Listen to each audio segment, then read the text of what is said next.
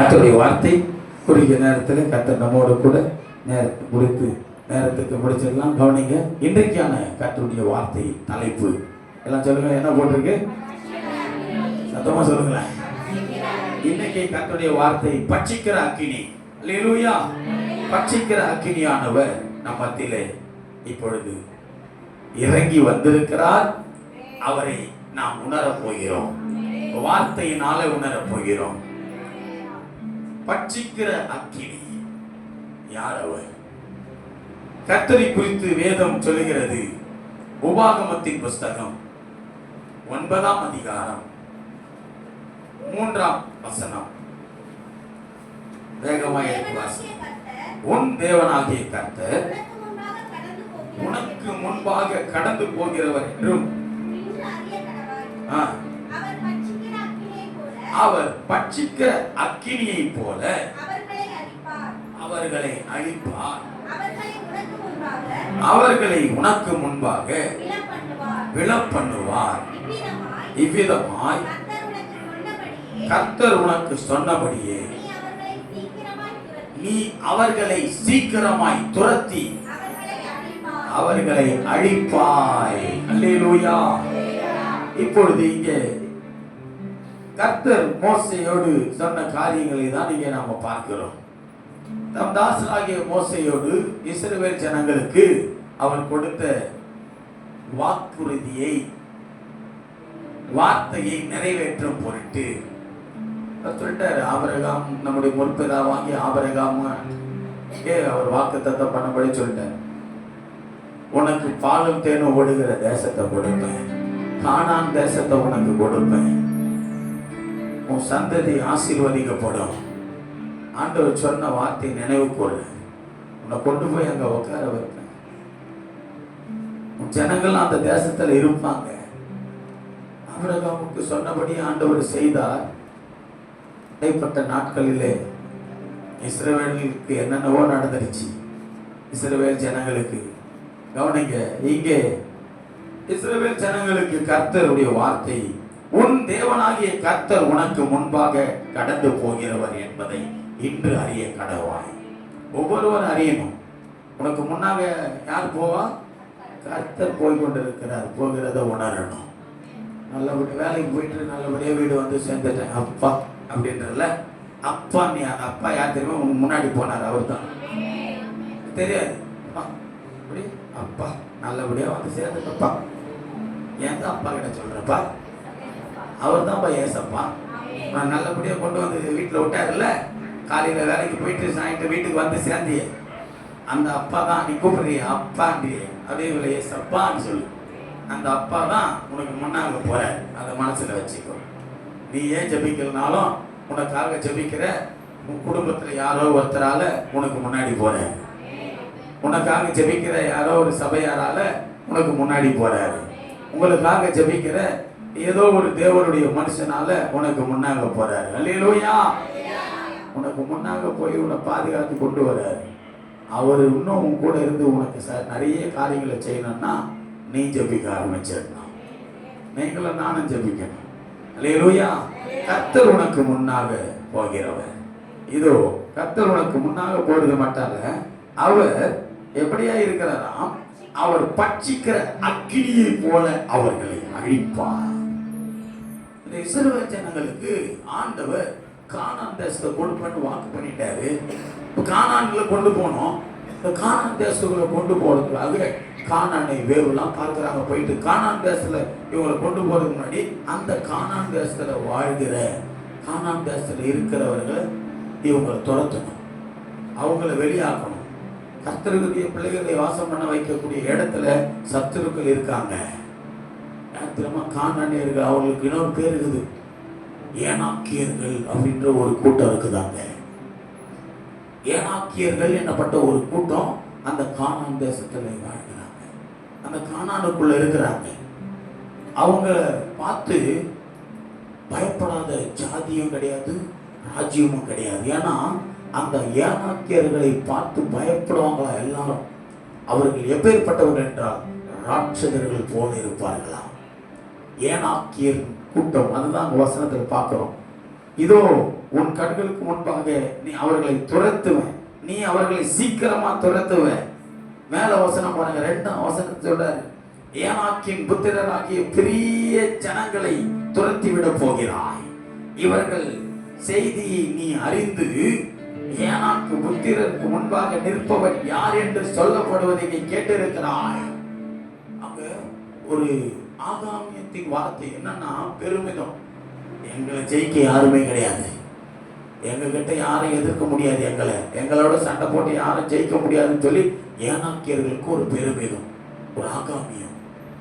என்னன்னா ஏன்னா அவங்க பலவான்கள், பலசாலிகள், நல்ல என்ன சொல்றது, நெற்றிப்பானவர்கள், நல்ல வளர்ச்சி, ஹைட், நல்ல உயரமானவர்கள். அந்த ஏனாக்கியர்களை குறித்து வசனம் பார்த்தீங்கன்னா பைபிள்ல அவர்கள் குறித்து என்னாகும் 13ஆம் அதிகாரம் 22ஆம் வசனத்துல ஆண்டவர் சொல்லுவார், மோசே கிட்ட சொல்லும் பொழுது என்னாகும் 11:22 பார்த்தீங்கன்னா ஏனாக்கின் புத்திரராகிய பாருங்க பெரியவர்களும் நெடியவர்களும் என்னாகும் 13:22 ஜீசஸ் வாசிங்க யாராவது தெற்கேயும் சென்று எப்ரோன் மட்டும் போனார்கள். அங்கே ஏனாக்கின் குமாரராகிய அகிமானும்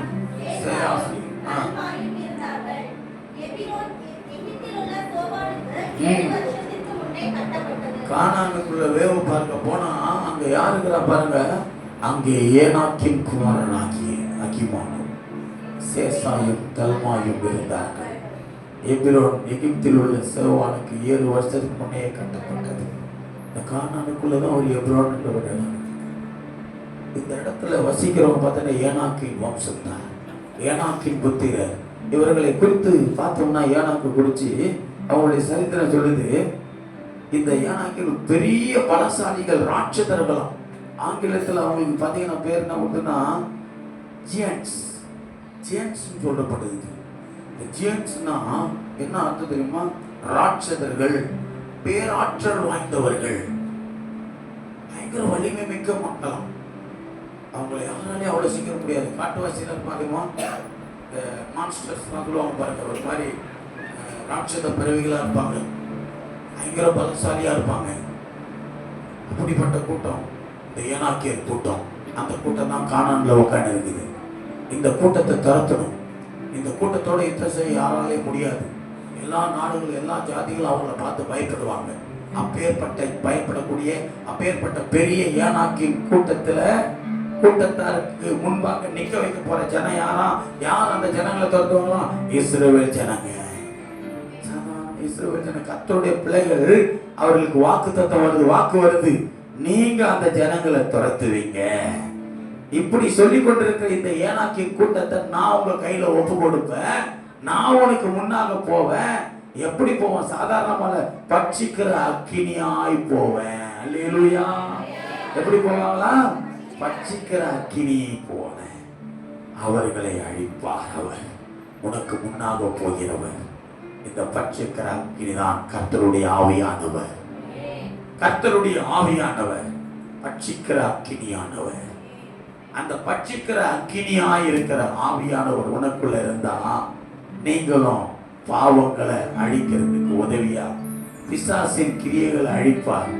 அந்த பட்சிக்கிற அக்கினி உனக்குள்ள எனக்குள்ள இருக்கிற பாவத்தை பட்சிக்கும், பிசாசின் கிரியைகளை சுட்டெரிக்கும். மாம்சத்தின் கிரியைகளை பட்சிக்கிற அக்கினி அதுதான் பரிசுத்த ஆவியானவர். இந்த ஏனாக்கின் கூட்டத்தை குறித்து காமினுடைய வம்சம், நோவாவுடைய வம்சத்துல வந்த காமுடைய வம்சத்துல தான் இந்த ஏனாக்கியர் கூட்டம் எப்படி வந்துச்சுன்னா, அந்த நாட்கள்ல பூமியில், அதாவது தள்ளப்பட்ட தேவதூதர்கள், பூமியில வந்து விழுந்த தேவதூதர்கள், தள்ளப்பட்டவர்கள் தேவதூதர்கள் என்ன பண்றாங்க, பூமியில வந்து மனுஷரோட பெண்களோட, அதாவது பூமியில இருந்த ஸ்திரீகளை திருமணம் பண்ணி அவர்களுக்கு பிறந்த, அது எந்த வம்சத்துல சரித்திரம் சொல்லுது, காமுடைய வம்சத்துல தான் அப்படிப்பட்ட சம்பவம் நடந்துச்சான். காமுடைய வம்சத்துல வந்த பெண்கள் அந்த பூமிக்கு வந்த தள்ளப்பட்ட தேவபுத்திரர்கள் சொல்லப்பட்ட தேவபுத்திரர்கள் அவங்களுக்கு பேர். அவங்க பூமியில வந்து நீங்க இந்த ஆதியாகமம் 6ஆம் அதிகாரத்துக்கு மேல வாசிங்கன்னா தெரியும். பாபேல் கோபுரம் கட்டுறாங்க. அப்ப ராட்சதர்கள் பூமியில பெருகி இருந்தார்களாம். இந்த ராட்சதர்கள் எப்படி உருவானார்கள் என்றால் இந்த ஏனாக்கினுடைய வம்சம். இந்த வம்சத்தினால்தான் ஏனாக்கின் வம்சமான ஏனோக்கு பைபிள்ல ஒருத்தர் இருந்தார்ல. இந்த ஏனோக்குனா சேத்தின் வம்சத்துல வந்து ஏனோக்கு இல்லை, தேவனோட சேர்ந்த காமினுடைய வம்சத்துல ஒரு ஏனோக்கு வந்தார். அது மூலமாய் பிறந்தவர்கள் தான் ஏனாக்கியர்களாய் கானானிலே வசித்தார்கள். அந்த கானான் தேசத்துல பலவிதமான செழிப்பு இருந்துச்சு. ஆபிரகாம் வசித்தார், அந்த இடத்துல வாழ்ந்தார். ஆபிரகாம் காலத்துக்கு அப்புறம் யாக்கோபு எல்லாம் எங்க போய் எகிப்துல போயிட்டு அடிமையாயிடுறாங்க. இப்போ அந்த கானான் தேசத்தை திரும்பவும் இஸ்ரவேல் ஜனங்களுக்கு கொடுக்கிறேன்னு வாக்கு பண்ணி கானான் தேசத்துல இருக்கிற ராட்சதர்களை, ஏனாக்கியர்களை, பலசாலிகளை எல்லாரையும் ஆண்டவர் தரத்துறாரு.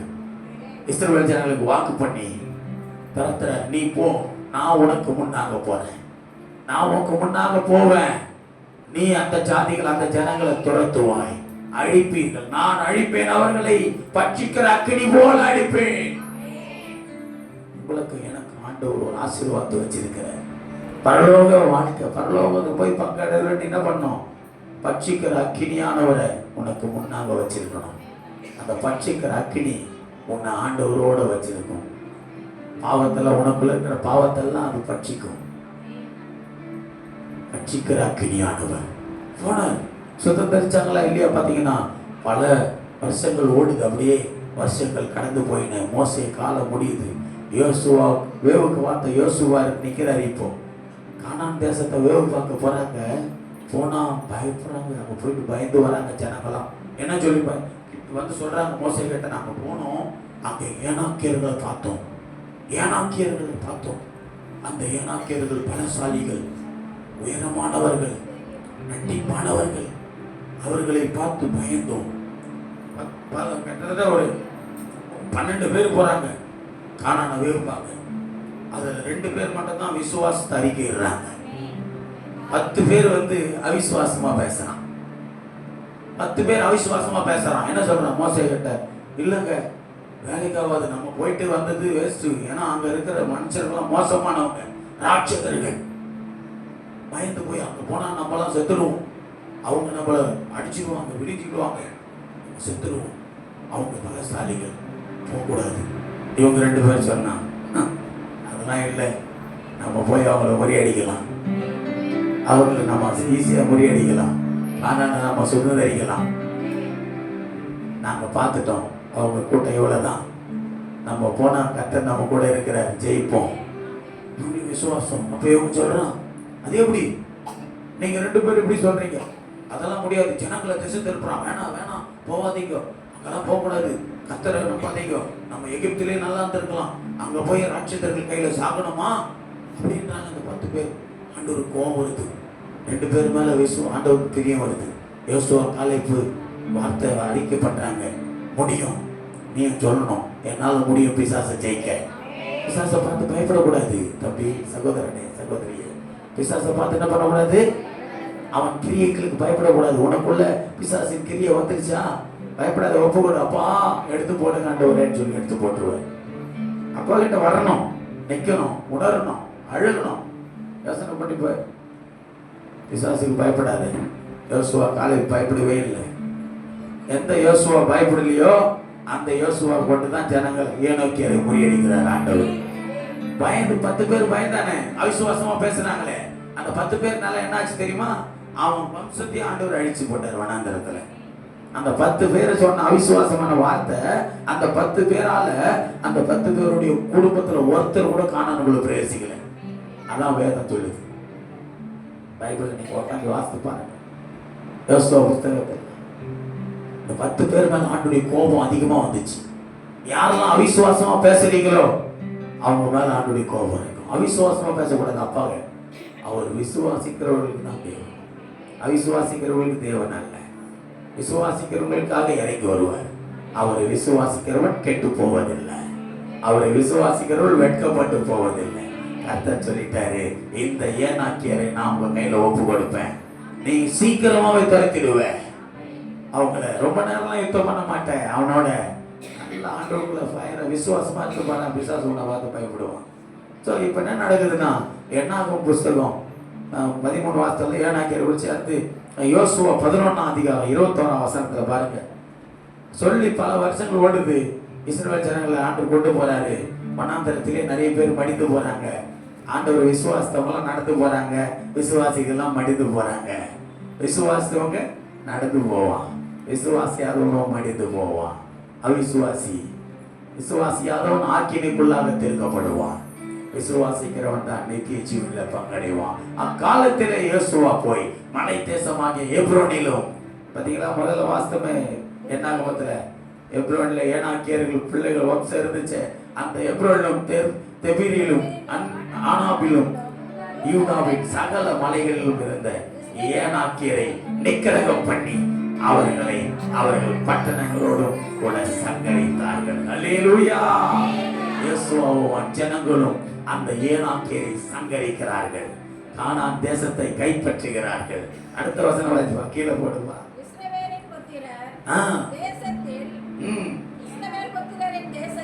இஸ்ரவேல் புத்திரரின் தேசத்தில் ஏனாக்கியர் ஒருவரும் மீதியாக வைக்கப்படவில்லை. காத்தாவிலும் காத்திலும் அஸ்தோத்திலும் மாத்திரம் சிலர் மீதியாக தான். இதுல ஒண்ணு தெரிஞ்சுக்கணும், சில இடங்கள்ல மட்டும் ஒரு சிலவன் தப்பிச்சு போய் ஒருத்தர் இருக்கிறான். இப்ப வர காத்திலும் அப்படின்னு உடனே இந்த காலம் முடிச்ச உடனே யோசுவா காலத்துக்கு அப்புறம் ராஜாக்கள் காலத்துல வரும்போது பாத்தீங்கன்னா கோலியாத்துன்னு ஒருத்தன் எழுப்பி வரான். எந்த ஊர்ல இருந்து வந்தான்? காத்தூரானாகிய கோலியாத்து வந்துச்சா? அதான் வசனம். காத்தூர்ல இருந்து ஒரு ஏனாக்கியம் உருவாகி, அவனும் ஏனாக்கிய வம்சம் தான் கோலியாத்து. அப்போ எங்கேயாவது அவனே அடிக்க ஆண்டு சித்தம் பண்ற, அவனே ஒருத்தன் எழுப்பி அடிச்சானா சமஸ்த இஸ்ரவேல பயப்படுது. ஒரே ஆளு தாவீது, பிசாசுக்கு பயப்படாதவன். சத்துருக்கு யாரு பயப்படலையோ அவரோட கர்த்தர் துணை இருப்பார். சாத்தானை பார்த்து நீ பயப்படக்கூடாது, அவன் கிரிகளை பார்த்து பயப்படக்கூடாது. உன்னை நீ ஆண்டவருக்குள்ள நீ உன்னை வளருவதற்காக நீ பிரயாசப்படணும், முன்னேறணும். ஆவிக்குரிய ஜீவிதத்துல நீ வளரணும், உனக்குள்ள விசுவாசத்தை பெருகிக்கணும். அப்பதான் பிசாசை ஜெயிக்க முடியும். ஏனாக்கியர்களை அந்தமாக்கினார். பட்சிக்கிற அக்கினி ஆண்டவர் அவர்கள் கூட இருந்தார். பட்சிக்கிற அக்கினி ஒருவரும் மீதியாக வைக்கிறது இல்லை, எல்லாத்தையும் சுட்டெரிச்சிடும். நெருப்புல போட்டா ஏதாவது மிச்சமா? அப்படிதான் ஆவியானவரும், பரிசுத்த ஆவியானவர் தான் அந்த பட்சிக்கிற அக்கினி. உனக்குள்ள எனக்குள்ள அந்த பட்சிக்கிற அக்கினியானவர் பரிசுத்த ஆவியானவர் இருப்பார் என்றால் இதோ எல்லாத்தையும் அது சுட்டெரிக்கும். பாவத்தை சுட்டெரிக்கும், பொல்லாத சிந்தனைகளை சுட்டெரிக்கும், மாம்சத்தின் கிரியைகளை சுட்டெரிக்கும், இச்சைகளை சுட்டெரிக்கும், எல்லாத்தையும் சுட்டெரிக்கும். அப்பாவும் மேல பிரியமா இருக்கிற அந்த அப்பாவுக்கு பிரியமான வாழ்க்கை நீ வாழு. அசுத்தமான வாழ்க்கையை வாழ்ந்துட்டா அப்பாவை தரிசிக்க முடியாது, ஒரு பிரசனத்தை நீ பார்க்க முடியாது, அப்பாவுடைய ஆசீர்வாதத்தை நீ பார்க்க முடியாது. உன் கையின் பிரயாசத்தை தான் நீ பார்த்து இருப்ப, அதுல திருப்தியை பார்க்க முடியாது. அது திருப்தி தான் அப்பாவுடைய ஆசீர்வாதம். கையின் பிரயாசத்தில் திருப்தி இருக்குல்ல, உன் வருமானத்துல சமாதானம் இருக்குது, அதான் அப்பாவின் ஆசீர்வாதம். அதான் முதல்ல சொன்னேன், ஓட்ட பாக்கெட்ல போட்ட கதையா இருக்குது, பணத்தை போட்டா காணும், ஓட்ட பாக்கெட்ல கூட கீழே தானே. அது மாதிரிதான் கை கேட்டது வாய் கேட்டாத வாழ்க்கை. ஆனா அப்பா சொல்ற, உன் கையின் பிரயாசத்தை நீ சாப்பிடுவாய், உனக்கு பாக்கியமும் நன்மையும் உண்டாயிருக்கும். சம்பளம் வேற எங்கேயும் வேற மாறாது, உனக்கு மட்டும்தான் பயனா இருக்கும். உன் கையில் தான் சாப்பிடுவேன், மருத்துவ செலவு வராது, தேவையில்லாத செலவு வராது, அது திருடப்படாது, அது காணாமல் போகாமல் இருக்காது, எல்லாம் உன் கையில திருப்தியா இருக்கும். அல்லேலூயா. ஏனாக்கியர்களை நீ அழிக்க வேண்டும், பிசாசை நீ ஜெயிக்க வேண்டும், அவன் கிரியைகளை நீங்கள் நான் அழிக்க வேண்டும். அதைதான் இயேசு சொல்லுகிறார். சத்துருக்களை ஜெயித்து ஆண்டவருடைய நாமத்தை மகிமைப்படுத்து. உன்னை தேவனை விட்டு பிரித்து தூரமாய் கொண்டு போய் உன் வாழ்க்கையை நாசமாக்க நினைக்கிற சாத்தானை நீ ஜெயிச்சிடணும். ரெடி? ஜெயிக்க எத்தனை பேர் ரெடி ஆவீங்க? சாத்தானை ஜெயிக்கிறதுக்கு ரெடி ஆகும். கடைசி நாட்கள் நினைக்கிறோம், ஆண்டவராக இயேசு வர போறாரு. மனம் திரும்பி ஆண்டவருடைய பிள்ளையா மகிமையில வாழுவோம். இப்போ பட்சிக்கிற அக்கினியில ஒரு அக்கினி, அக்கினியின் நடுவிலே ஒரு அக்கினி இறங்கி வருது. அதுதான் பட்சிக்கிற அக்கினி. கர்த்தருடைய ஆவியானவர், பரிசுத்த ஆவியானவர். தானியேல் புஸ்தகம் 3ஆம் அதிகாரம் 24, 25 வசனத்துல பாத்தீங்கன்னா, சாத்ராக், மேஷாக், ஆபேத்நேகோ என்ற 3 வாலிபர்களை கர்த்தருடைய பிள்ளைகளை அக்கினி ஜுவாலையில போடுறாங்க. அக்கினி சூளைக்குள்ள. நல்லா பாருங்க அந்த வசனத்தை. தானியேல் 3, 24, 25 வசனங்களை வாசிங்க யாராவது ஒருத்தர்.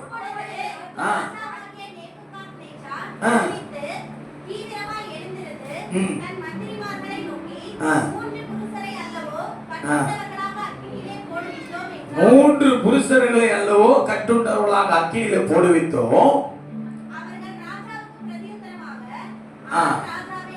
அடுத்த வசனத்துல பாத்தீங்கன்னா,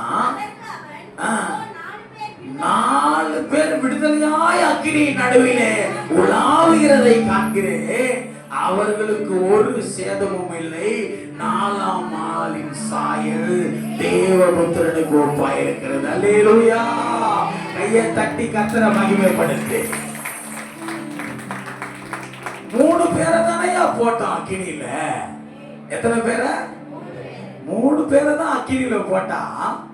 அக்கினி நடுவில் 3 பேர் விழுந்தார்களே, அந்த அக்கினியில விழுந்த 3 பேருக்கு ஒரு சேதமும் இல்லை. ஏன்னா அக்கினியின் நடுவில் ஒரு அக்கினி இறங்கிடுச்சு.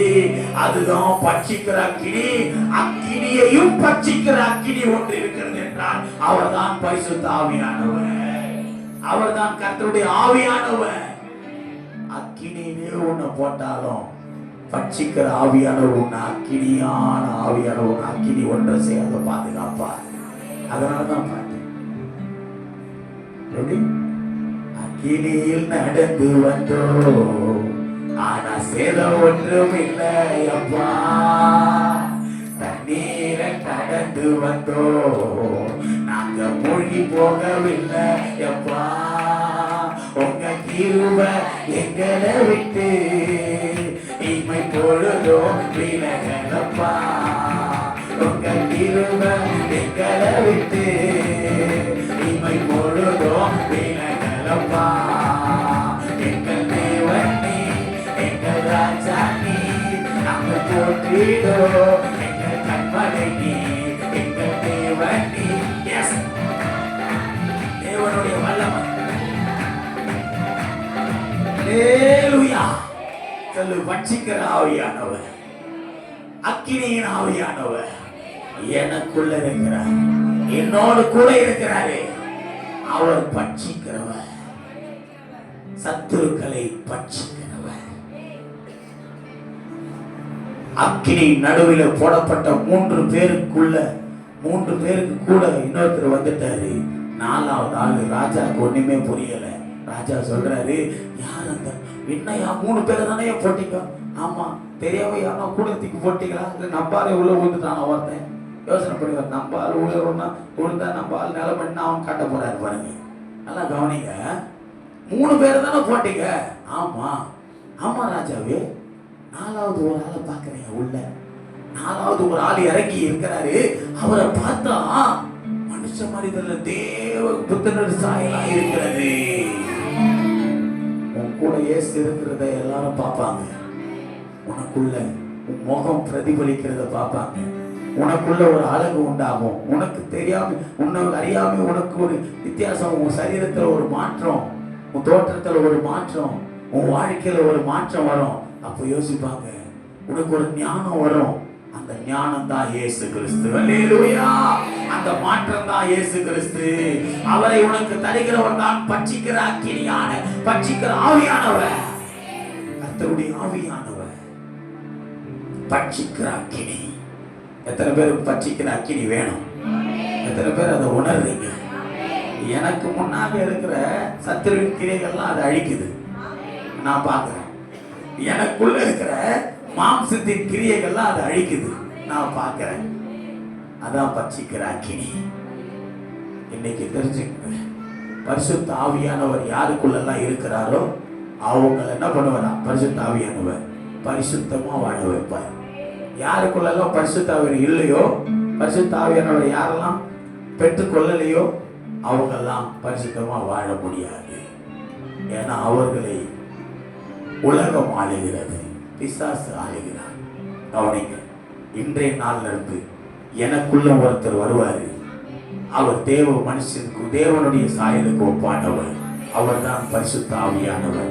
அவர் வந்து யோவான் 6:16 என் பாவத்தை எனக்கு உணர்த்துவார். தேவனுடைய நியாய தீர்ப்பு நீதியெல்லாம் குறித்து கண்டித்து உணர்த்துவார். 13 என்னை சகல சத்தியத்திற்குள்ள நடத்துவார். அவர்தான் ஆவியானவர். அல்லேலூயா. அவர்தான் பரிசுத்த ஆவியானவர். அவர்தான் பட்சிக்கிற அக்கினி. அவர் வந்து உன் பாவத்தை எல்லாம் உனக்கு கண்டித்து உணர்த்தி அந்த பாவத்திலிருந்து உன்னை விடுதலை ஆக்கிடுவாரு. நேற்று நான் சொன்ன ஒரு கூட்டத்துக்கு போன இடத்துல சாட்சி சொன்னார். ஒரு சினிமா துறையை சேர்ந்தவர் நடிகர் ரமேஷ் கண்ணன். அவர் சாட்சி சொன்னது, என்ன ஆண்டவர் தான் உயர்த்தினார். இயேசு இல்லாம நான் எங்கெங்கெல்லாம் ஓடணும்னா அங்கெல்லாம் தோல்வி தான் என் வாழ்க்கையில வந்துச்சு. சினிமா துறையில நான் மேல வந்தது காரணமே இயேசுதான் சொன்னார்.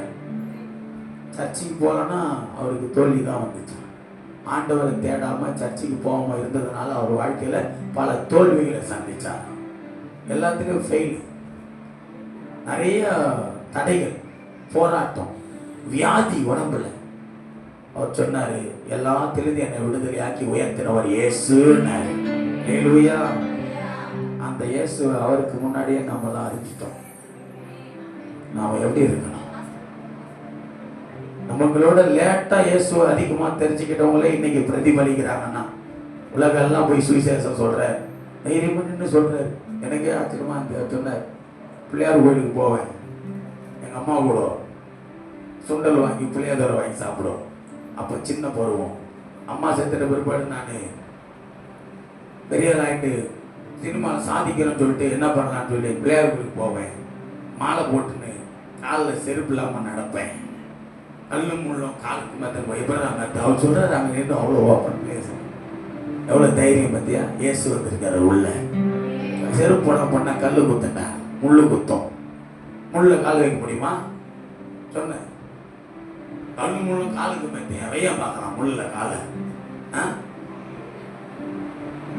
வச்சிருவாங்களா போறவங்க? வைக்க முடியாது. மொட்டாங்க.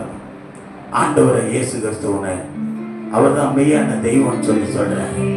அப்பேற்பட்ட ஒரு சினிமா துறையில் இருந்தவரே சாதிக்கிற இயேசுவை சாதிக்க வச்சிருக்காருன்னா இன்னைக்கு அவருக்கு நல்ல ஆசீர்வாதமா. வியாதியிலும் பாருங்க, நிறைய பேர் கேன்சர் வியாதியில் மறிச்சு போறான், செத்து போறான். அவர் இன்னைக்கு ஆண்டவர் சுகப்படுத்தி வச்சிருக்கிறாருன்னா இயேசு கிறிஸ்து தான். அவரே சொன்னார், நிறைய பேர் கீமோதெரபிலாம் எடுத்து இப்படியெல்லாம் கொட்டி போய் இன்னொரு நடிகைகள் குறிச்செல்லாம் சாட்சி சொன்னார். அவங்கெல்லாம் மறிச்சுட்டாங்க. நான் இன்னைக்கு உயிரோடு இருக்கிறேன்னா இயேசு தான் காரணம். இப்பவும் சொல்றேன், இயேசு மட்டும்தான் உன்னை வாழ வைக்க முடியும். அவர் தான் பட்சிக்கிற அக்கினி ஆவியானவர். அவர் உனக்குள்ள இருந்தா பாவம்லாம் வெளியே போயிடும். அவர் பாவத்தெல்லாம் சுட்டெரிப்பார். அக்கினியானவர் உனக்குள்ள வந்தா உன் அக்கிரமம் எல்லாம் சுட்டெரிக்கப்படும். பரிசுத்தமா வாழ்வ. ஆண்டவரும் கூட இருப்பாரு. ஜெய கிறிஸ்து உன்னோட. அக்கினியே உன்னை ஒன்றும் செய்யாது. எந்த தீமையும் உனக்கு அணுகாது. வாதம் கூட அணுகாது. ஒரே வருஷம் கடைசியா ஏசாயா 66:16 கர்த்தர் அக்கினியின் ஆவியானவரை குறிச்சு பாருங்க. அக்கினி எப்படி வந்து இறங்குது? ஏசாயா 66:16 வாசிங்க சிஸ்டர் வேகமா. கர்த்தர் அக்கினியினாலும் பட்டயத்தாலும் வழக்காடுவார். அல்லேலூயா.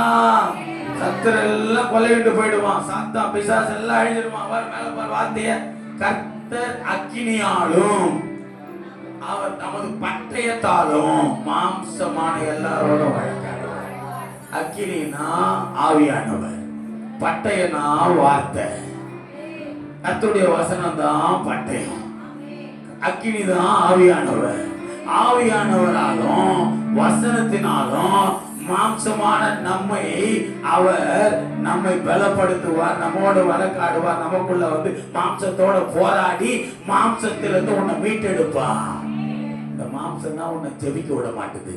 இந்த மாம்சம் தான் கர்த்தருடைய வார்த்தையை கேட்க விட மாட்டுது. இந்த மாம்சம் தான் உன்னை கர்த்தரோட ஐக்கியப்பட விட மாட்டுது. கர்த்தரோட ஐக்கியப்பட்டு பாரு. இப்போ சொல்றேன், ஐக்கியப்பட்டவ எப்படி இருப்பான்றத இன்னொரு 5 வருஷம் கழிச்சு பாருங்களேன். நம்ம சபை ஊழியத்தலாம் என்னையும் பாருங்களேன். இங்க இருக்கிற விசுவாசிகள் யாரெல்லாம் கர்த்தரோட ஐக்கியப்பட்டுக்கிறாங்களோ அவங்களையும் பாருங்களேன். என்னோட ஒரு தம்பி கேட்டு என்னோட வழக்காடுறான். என்ன சொல்றான், பேசிட்டு இருக்கும்போது என்னோட பணிஸ்தலத்துல, இல்லைங்க எங்க சர்ச்சைக்கு போறவங்களாம் நல்லா ஆசீர்வாதம் வாங்குறாங்க. எப்படி புரியுது சொல்லுங்களேன். எங்க அம்மா கூட சர்ச்சைக்கு போறாங்க, ஒரு நன்மையும் இல்லை. என்ன சொல்றது, நிறைய பேர் சொல்றாங்க எங்க அக்காவுக்கு சர்ச்சைக்கு போறாங்க, அவங்க ஆசீர்வாதமே இல்லையே. நிறைய பேர் பாக்குறேன் ஆசீர்வாதமே இல்லை. பாஸ்டருக்கு நீங்க மட்டும் ஆசீர்வாதமா போயிருக்கீங்க. சூப்பர்ப்பா, நீ ஒரு ஆள் போறோம் பாஸ்டர் தூக்கிடுவான். அப்ப நான் சொன்னேன், சர்ச்சைக்கு போறதுக்கு வாஸ்தவம் தான்ப்பா, ஏன் ஆசீர்வாதம் வரல, ஏன் அவங்க ஆசீர்வதிக்கப்படலைன்னா சபைக்கு போறாங்க. எப்படி போறாங்க? சந்தோஷமா வாஞ்சையா போறாங்களா? உண்மையா ஆண்டவரை தேடி போறாங்களா? உண்மையாய் தேடுறவர்கள் தான் ஆசீர்வாதமா இருப்பாங்க. விசுவாசமா வாழ்றவங்க தான் ஆசீர்வாதமா இருப்பாங்க. அவிசுவாசமா வாழ்றவங்க ஆசீர்வாதம் இருக்க முடியாது. அப்ப நான் சொன்னேன், உண்மையா தேட சொல்லு. சமாதானம் இருக்குதா? பேசி இருக்கிற உனக்கும் அம்மாவுக்குமே சமாதானம் இல்லை என்று எப்படி ஆசீர்வாதம் வரும்? தாயை நீ நேசிக்கல, ஆசீர்வாதம் வேணும்னா முதல்ல சமாதானமா வாழு. கர்த்தருடைய ஆசீர்வாதம் இறங்கி வரும்.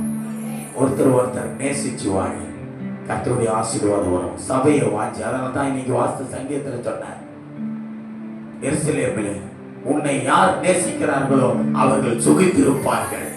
ஆலயத்தை யார் நேசிக்கிறாங்களோ, சபையை, ஆண்டவருடைய வார்த்தையை, ஆவியானவரை, வசனத்தை யார் நேசிக்கிறார்களோ அவர்கள் தான் சுகித்திருப்பார்கள். அதனால தான் 119 சங்கீதம் 165 வசனம் சொல்லுது, உங்களுடைய வேதத்தை நேசிக்கிறவர்களுக்கு மிகுந்த சமாதானம் உண்டு, அவர்களுக்கு இடரல் இல்லை. அல்லேலூயா, கர்த்தருடைய வார்த்தை. அப்போ பட்சிக்கிற ஆவியானவர் யாரு? பட்சிக்கிற அக்கினி யாரு? ஆவியானவர், பரிசுத்த ஆவியானவர். அந்த பரிசுத்த ஆவியானவர் நமக்குள்ள இருந்தா பாவத்தை எல்லாம் சுட்டரிச்சிடுவார். பிசாசின் கிரியைகள் எல்லாம் சுட்டரிக்கப்படும். பிசாசு மாம்சம் எல்லாத்தையும் மேற்கொள்ள பலனை தருவாரு.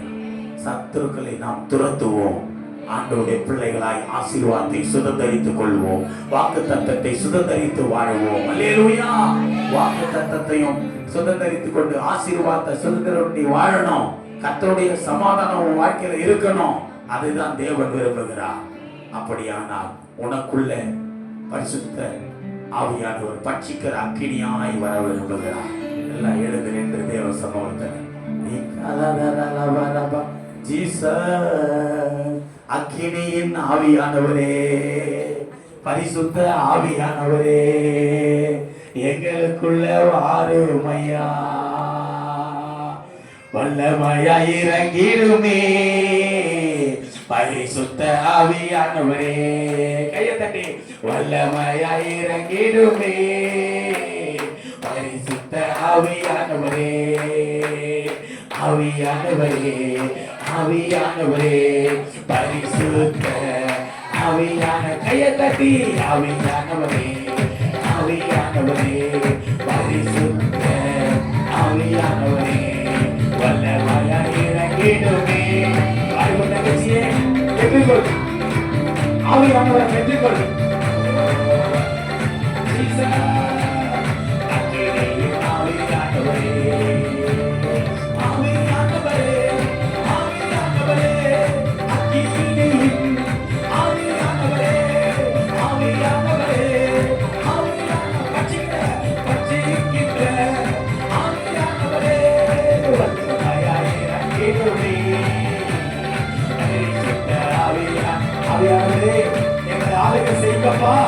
பரிசுத்த ஆவியானவர் எங்கள் ஆளுகை செய்ய முடியாது. ஒப்பு கொடுக்கிறேன். கர்த்தருடைய ஆவியானவர் வல்லமை பெற்றுக்கொள். receive fire. கர்த்தருடைய ஆவியானவர் வல்லமையாய் உடைய பிள்ளைகளுக்குள்ள வாசம் பண்ணுங்க. பரிசுத்த ஆவியானவர் பட்சிக்கிற அக்கினி நீ வாசம் பண்ணி இவர்களும் நிர்மூலமாக்குவார்களாக. பிசாசை, ராட்சதர், சத்துருக்களை முறியடிப்பார்களாக, துரத்துவார்களாக. பட்சிக்கிற அக்கினியான பரிசுத்த ஆவியானவர் உதவி செய்யுங்கப்பா, உதவி செய்யுங்கப்பா. ஜீசஸ், கர்த்தருடைய அக்கினி